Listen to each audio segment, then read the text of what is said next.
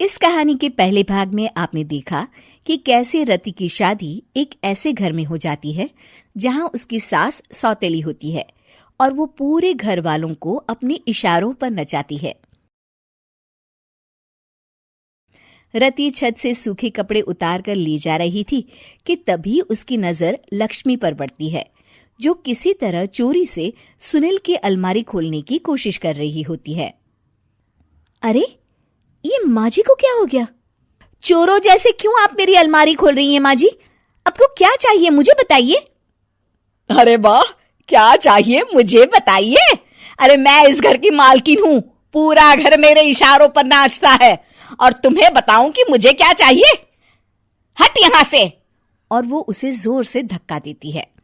जैसे ही लक्ष्मी रति को धक्का देती है, उसके सर पर चोट लग जाती है और वो बेहोश होकर गिर जाती है। रति के आसपास पूरा परिवार खड़ा रहता है। डॉक्टर जैसे ही उसे देखकर जाता है, रति को होश आता है। अरे बेटा, तुम दूर क्यों खड़े हो? मेरे पास आओ, मैं तुम्हारी माँ हूँ, कमला। रति के मुंह से लक्ष्मी सारंग की माँ का नाम सुनती है तो हैरान सी रह जाती है। क्या बोला रति बहू?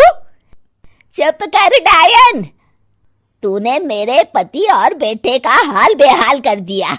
अब तू मेरी बहू को भी गुलाम बनाना चाहती है? रुक, अभी मजा चखाती हूँ। ये कहकर जैसे उसे पकड़ने की कोशिश करती है, लक्ष्मी वहां से भाग जाती है। लक्ष्मी के जाने के बाद रति अपने ससुर और पति की तरफ देखकर मुस्कुरा देती है।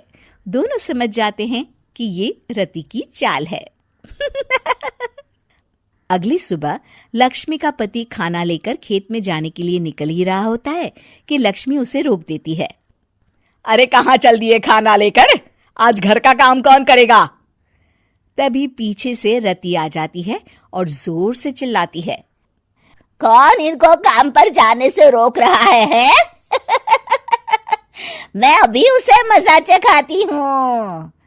जैसे ही रति लक्ष्मी की तरफ बढ़ती है, लक्ष्मी घबरा जाती है।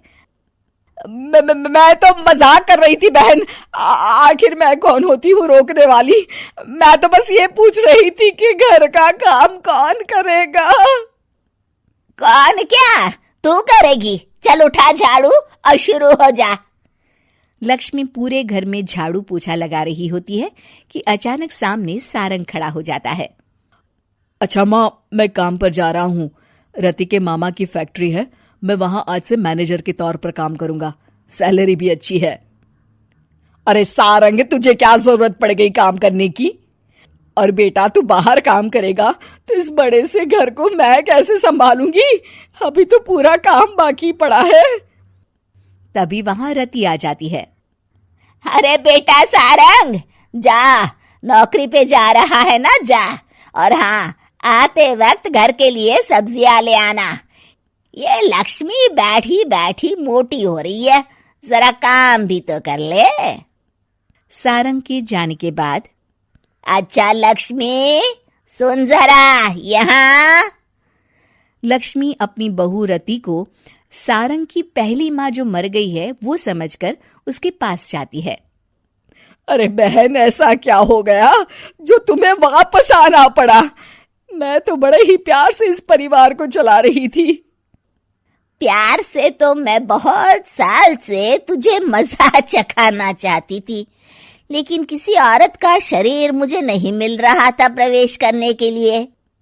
अब से ना मैं बहू के शरीर में रहूंगी। और हाँ, तूने कोई भी चालाकी दिखाई या मेरे घर के लोगों को परेशान करने की कोशिश की तो तेरा गला दबा दूंगी। लक्ष्मी रति के मुंह से ये सुनकर डर जाती है और शाम को अपने बेटे और पति के सामने जाकर कहती है, तुम दोनों मुझे माफ कर दो। मैं अब तुम दोनों को कभी परेशान नहीं करूंगी।